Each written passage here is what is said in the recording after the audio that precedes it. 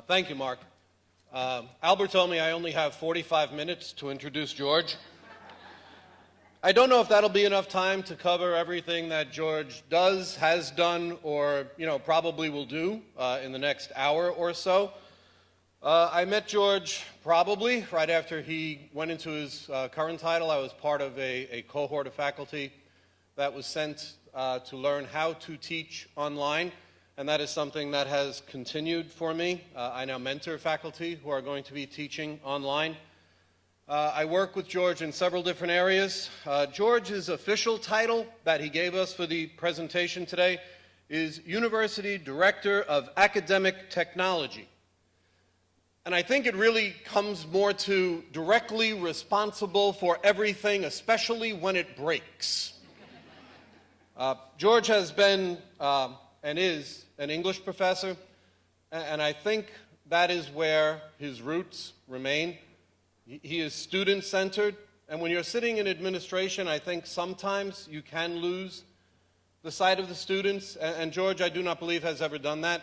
The students are the focus of what he does and what I believe we do on the various committees I serve with him on, and what we try to do at each of the colleges, not just the 3 Bronx campuses, but all 23 elements of CUNY. So, without a long, because I really can't be this nice this long, it starts to get to me after a while. When I saw George this morning, I said, "Is there anything you want me to say?" And he said, "Don't be mean." So with that said, I have cut my remarks exactly to, ladies and gentlemen, George Otte, University Director of Instructional Technology. Thank you, Steve. Well, I was going to begin by trying to explain the title of my presentation, but you're going to turn the other mic off? Whoops. Man, what did I just do? It's one of the problems of innovation, George. I'm not a PC user. That's my problem here. Yeah, please. Get me back to that. But it was mentioned that I'm University Director of Academic Technology. What is that? And I can tell you what it's not. I get contacted probably by almost as many vendors as James Haggard does. And so I have a template in my email. In order to get back to them, I say, you're confusing me with somebody who has staff and a budget. Okay. So I have neither. I go around and sort of cheerlead. And I did want to say just a few words at the beginning about what I'm talking about, because nobody wants to hear anybody talk about their problems. And as you will shortly see, these problems are actually your problems. But I think it's better to acknowledge that, first of all, you are not the problem. You're the innovators, but the problems with innovation are not with the innovators. On the contrary. And if we're going to get some steps, and I hope we do, towards some solutions, then we have to begin with a certain amount of problem definition. So that's my excuse. I want to begin with that. I don't want to end with that.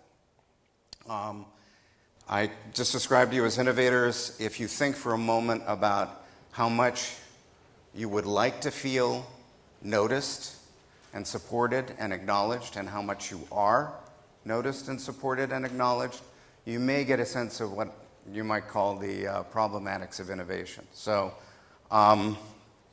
that's what I'm going to talk about at the beginning. So the problem with, or problems, plural, with innovation can be traced to a larger institutional problem. The reasons that innovation typically doesn't get adequately supported, and even if it does, doesn't take hold more often than not, are also the reasons that institutions of higher education are notoriously slow to change. Now, I just described sort of a huge and incredibly complicated situation. I want to acknowledge that I'm going to be doing some radical simplification. A hero of mine, Terry Eagleton, has said that without reductive thinking, thought itself is not possible. So this is going to be an exercise in reductionism to some extent. But I began when I was thinking about this talk, and I don't know how well you can see this, and maybe I could zoom just a little bit more, with a little mind map where I was talking about to myself the tensions between innovation on the one hand and resource management on the other. And resource management is very, very important. I want to acknowledge that. But they function in different ways. And I'm not going to go on a blow-by-blow of the diagram here. But basically what we're talking about is that innovation is centrifugal. And resource management is centripetal. It pulls things together. Innovation is dispersed, distributed. It happens at the edges and the fringes. It's sometimes disruptive, which is a word we've heard a lot more lately than we have in the not-so-recent past. Resource management is organized hierarchically. It's about control. And more than that, it's about responsibility. This is the place where audits happen. This is the place where money is managed. And it does not happen easily and without a lot of careful monitoring and care taken. Anybody try to get a purchase requisition through lately? You know what I'm talking about, all right? So there's nothing probably really revelatory about the fact that ideas and money don't flow the same way. But it's useful, I think, to realize that I'm not demonizing anything. I'm describing a problem that is really constructed around a set of tensions and more than anything else about differently located and motivated behaviors. So if we're going to get any further with this, we have to think about why. And I'm just crossing out all the other journalistic questions. We're not going to analyze the situation with who, what, where, when, how.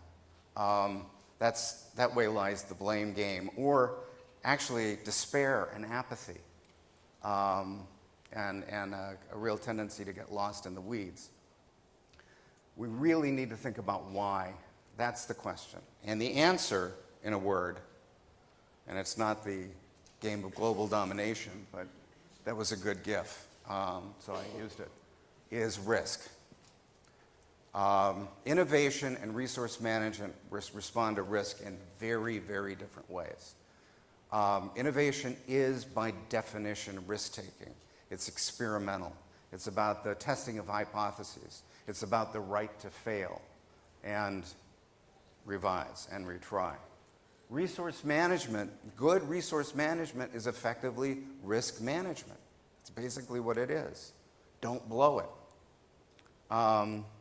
especially if it is money. So,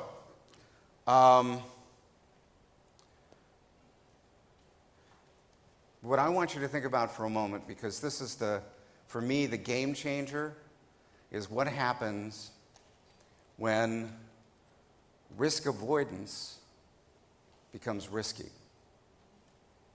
Because I think that's where we are now. So, I probably should have gotten a better version of, I don't know how well you can see this picture. And I feel like, but I didn't, no wait, I have a laser pointer. There we go. Look at that. Okay, I forgot about that. So I think the most important thing is to notice that this is a 100-year-old picture. This is about 1914. This is not about 2014. And in 1914, the road to happiness was safety first. By the way, this is actually about education.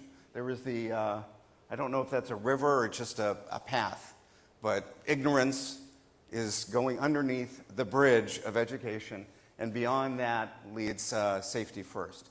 So playing it safe, apparently, was the way to happiness, the road to happiness in 2014.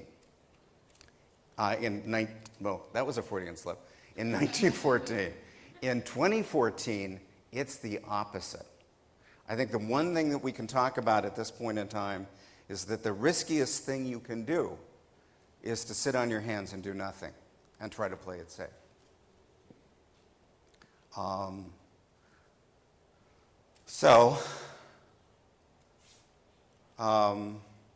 We've been seeing a lot of not playing it safe. We've been seeing a lot of throwing pasta on the wall and seeing if it sticks, basically. And everybody's been aware of that. And as a matter of fact, that is one way we sort of proceed through not so much innovations as an attempt to ratchet them up or make money on them or make them bigger and revolutionary. So we've heard about talk of campus tsunamis. We've heard talk about revolutionizing higher ed with things like massive open online courses and other forms of disruption, competency-based credit, the kind of thing that Western Governors does, or the Southern New Hampshire University, corporate partnerships. 2U, if you remember, was an attempt to create a kind of online collaboration through a corporation. Same guys who ran Princeton Review for all of the small liberal arts colleges. It failed after about a year. So there's been a lot of that. And if you've been reading the news, you know about that.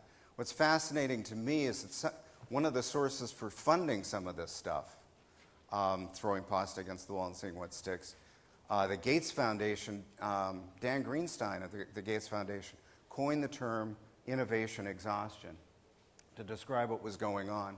And he said specifically, it comes out of an obvious and growing frustration with MOOCs. This is actually something he said over a year ago. So this is not news. And it is, what you're seeing is an attempt on the part of institutions specifically, and also venture capitalists, to disseminate innovation, make it much bigger than it had been. I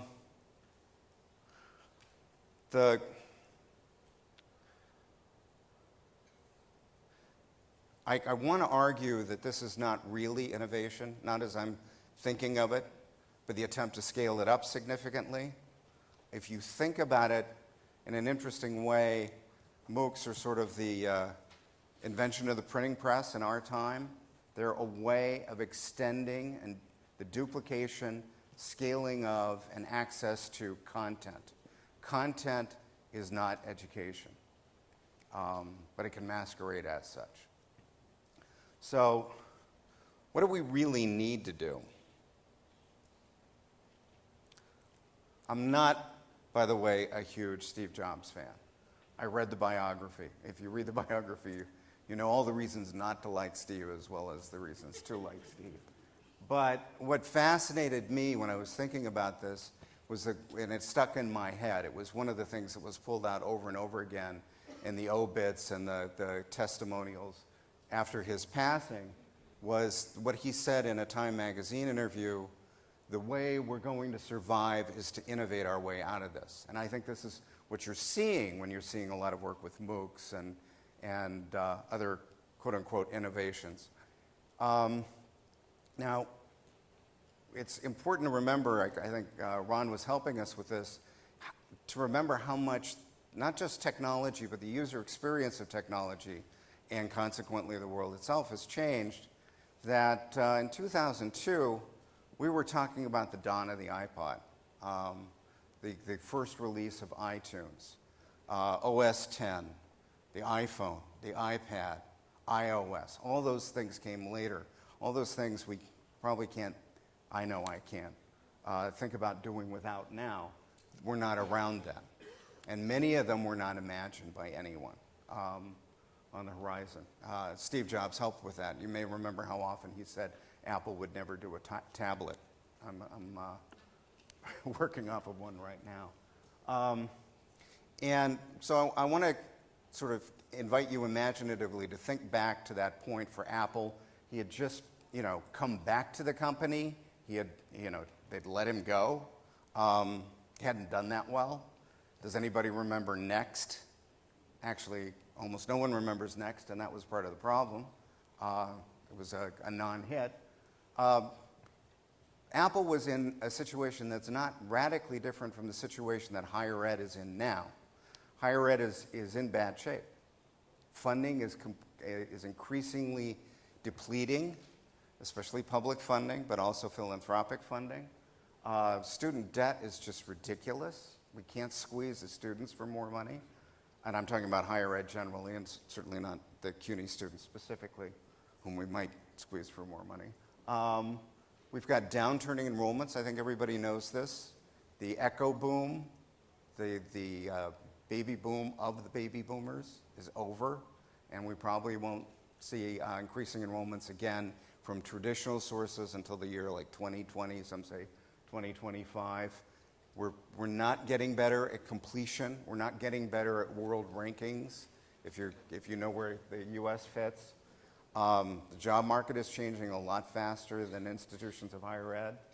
And nothing's changing faster than technology. So we really do need to sort of think about innovation. The interesting thing for me then is that what really makes it work, not what makes it happen, because it happens with or without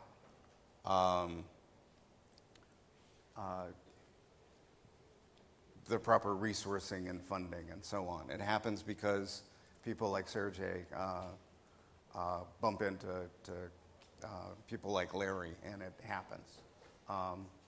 Mark Zuckerberg, for those of you who've seen the movie, which is more or less accurate. Those things sort of pop up, but then what happens?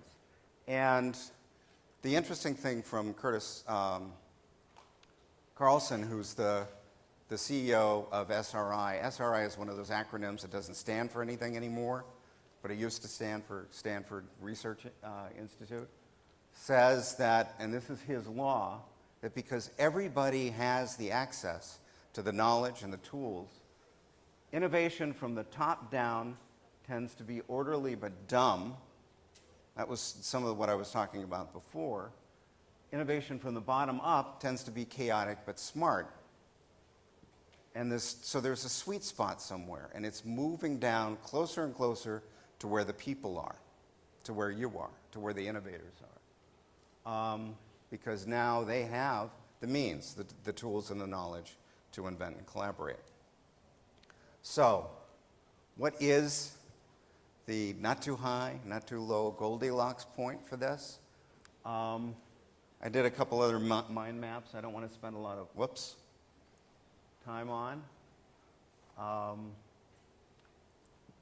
But you might think of what we want from innovation on the one hand and resource management on the other in terms of rights and benefits, or if, like me, you're spending a lot of time with middle states documentation, you could think of it in terms of goals and outcomes.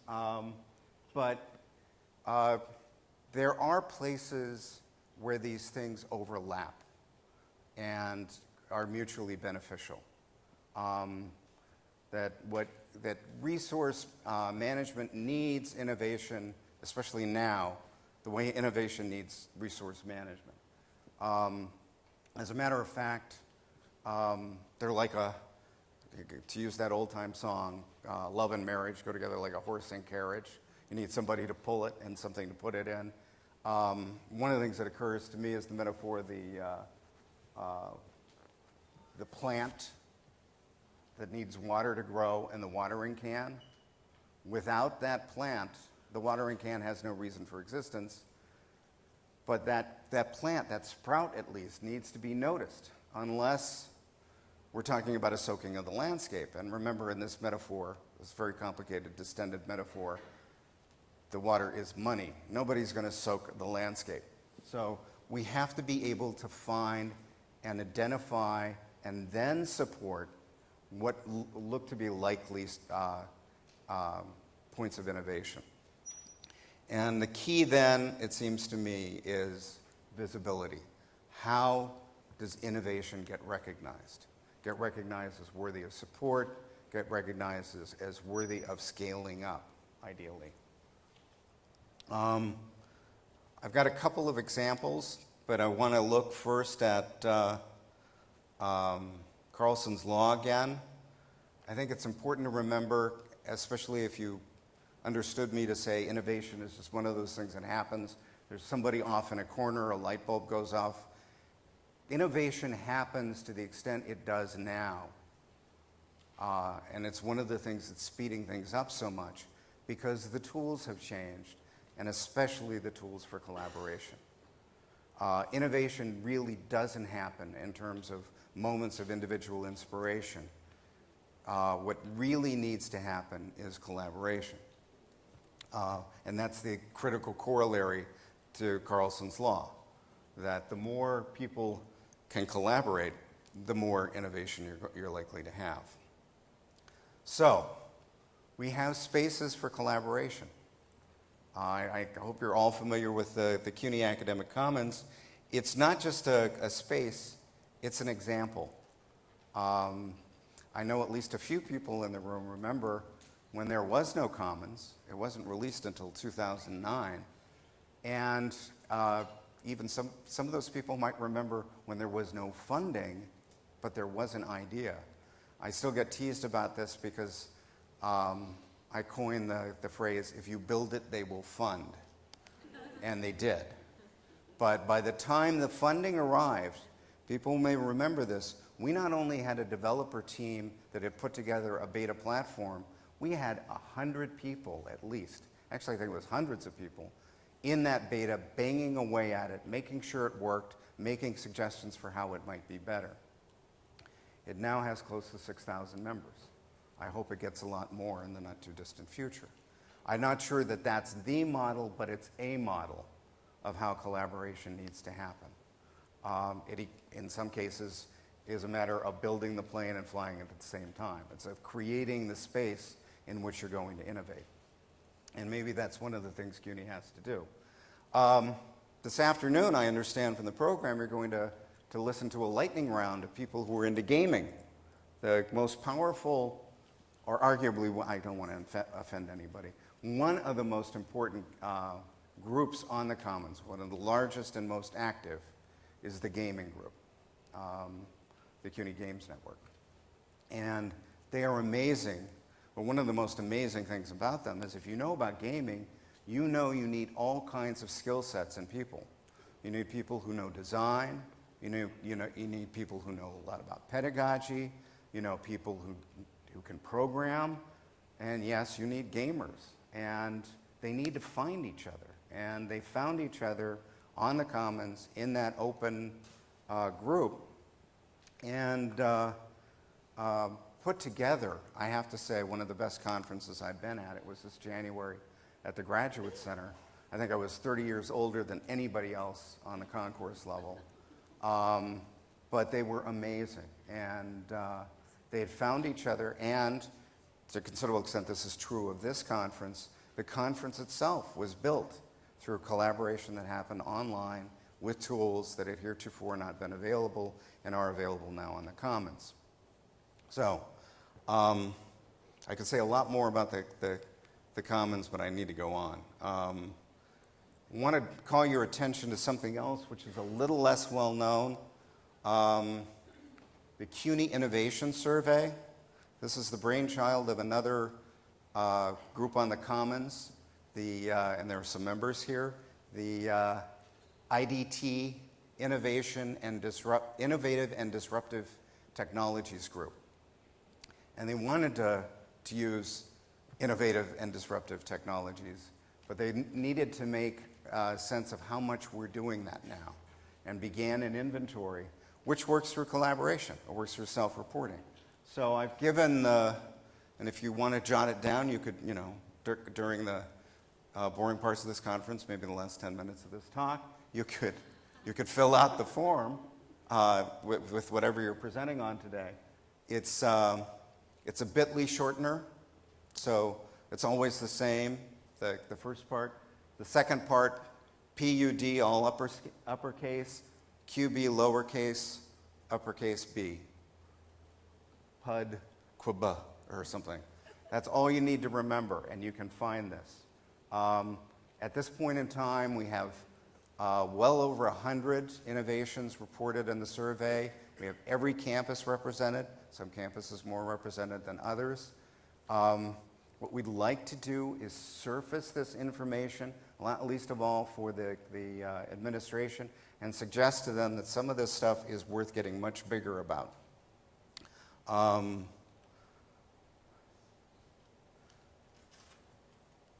I think one of the fascinating things about this is if you browse through this, you see that there are possibilities. I think one of the things we're always sort of worried about is that we're going to be reinventing the wheel. So one of the biggest projects in here, our project types represented, is ePortfolio.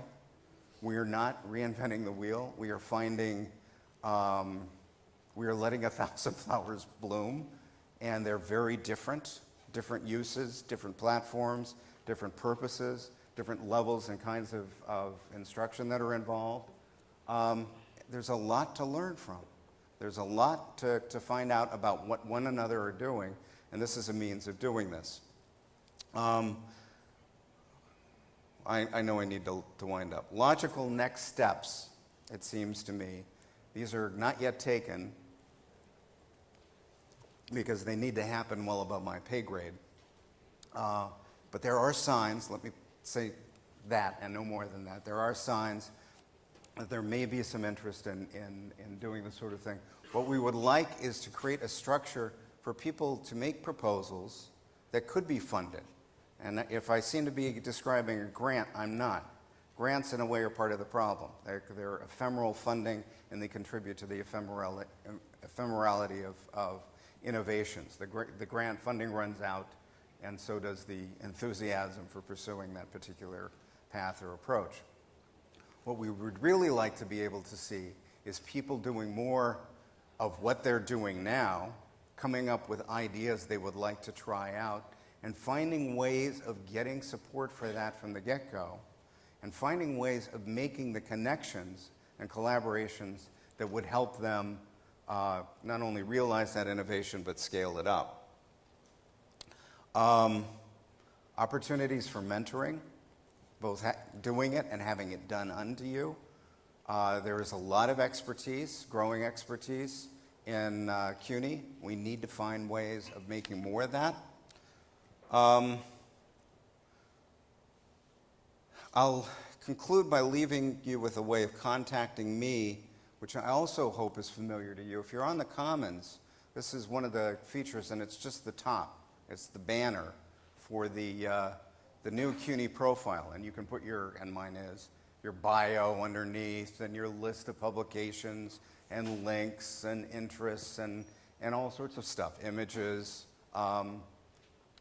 But the interesting thing about developing something like this is that we've all put one another in reach of one another. And the single most interesting thing, and it's probably something you can't see very well because of the color scheme, is the particular URL shortener that we're using. CUNY.is/your name here.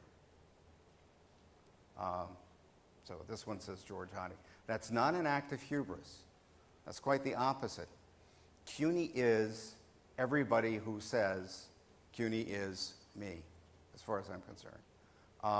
There are already hundreds of people using this as a way of connecting back to their means of contact, their publications, their links, and so on. May there soon be thousands. It seems to me that ultimately what we're talking about is what CUNY is, and CUNY is, collaboratively, all of us. That's the thought I'd like to leave you with a couple others. One is, I've been involved in this for a long time. Technology is in my title.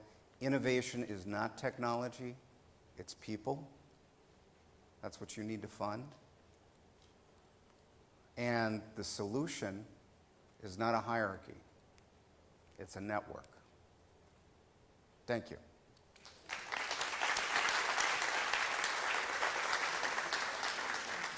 Do we have any time for questions? A couple of questions. Yeah. Anybody have a question for George? stunned you into silence? There's a microphone there. There's a lot of energy in this room. Yeah, And, sorry, once a that's year. proof right there. No, there you go. Static electricity, too. Coming out of my leg. I just wanted to say, I think that we do tend to try and take these conferences as a one day off, and you know, we get excited. And I think the idea of having so many things all at once was so that people get a taste of it and recognize this is about you finding it, knowing where it is. And that's why we're trying to materialize something that's unconferencey in a sense, because now we have to get people to talk fast, 15 minutes, do the hard sell. So I just wanted to point out to people that that's what this is supposed to be thinking about, and that in the future that we will develop the projects online. We'll figure out a bigger way to have that connection with CUNY, with, you know, some of the plans that are happening. And just to say thanks for being that person who leads us in this way, because it's a very exciting thing to come once a month and meet with everybody. And Thank you, Allison. One of the things she's pointing out is one of the things that's much on my mind. There's a hand up back there. I think we've all had this experience. You go to a conference, whether it's away or here in CUNY, and you come back and your brain's on fire, and 2 days later you can't remember what it was. You know, you're back in the same old, same old. And I think the challenge here, especially if you're going to have these sort of lightning exposures, is to keep it going somehow. To this end, one of the things I promise I will do, because I do have a blog, who doesn't these days, is I will put the slides up and the script up for this talk and the references, so if anybody wants to read more about Carlson's Law or what Dan Greenstein said about innovation exhaustion, they can find that. But there ought to be a way today of not just hearing what one another is saying, but there being a lot of trading of, I don't know, business cards, email addresses, so that this can be kept going. Yes. Yeah, there was a question back there. Hi, my name is Sarah Brennan. I'm from Hostos Community College, and I just I found the Carlson's law interesting, and I've been reading a little bit about the privatization of the internet and information that's out there, and I really see the internet as being this opportunity for people to collaborate in ways that they haven't been able to be before. Do you have any thoughts about this idea of privatizing information, making it harder maybe for people to connect with each other or access information that they have right now that maybe they won't be able to access in the future, as being kind of a hindrance to innovation? Yeah, I do. And I'll try to be really brief. My experience with technology is that we're constantly given these either-or choices, and as people pointed out, I was an English professor in another life. Either or, most English professors will know right away, leads you right to false disjunction. It's a logical fallacy that gives you just two choices and makes you assume that that's it. Technology is almost never that. Technology is almost always a both and. If you think of all the technologies that have happened and all the sources for those technologies, you realize over and over again that other things don't go away, that video doesn't replace movies, that they developed a strange symbiotic parasitic relationship. And the same, I would have to say, is true, this is my reading of your question, for open source, open access on the one hand, and the privatized on the other. I think you have to be involved in that, especially with what's happened to net neutrality in the last week or so. But the open source technologies, if you know them, have really matured. The Commons is all open source. Open source, open access, Creative Commons license. It's not the way we do everything in the university, but it's the way we do some very important things. I think you have to be involved. I think the more you know, and better yet, the more you use technologies like this, the more weight you throw behind them. But I also acknowledge that a lot of this stuff doesn't get done unless corporations get involved. We rely on vendors to some extent, no less than we rely on our own devices and resources to build all this stuff for ourselves. The enormous complication here is now that so much of this doesn't happen. The technology that happens in the Bronx isn't in the Bronx. It's in the cloud to a considerable extent, which may mean it's in a server farm in Utah or something. And I think we have to some extent, pay the piper, but to a greater extent, find out what the alternatives and tools are and make those available first to ourselves and then to our students.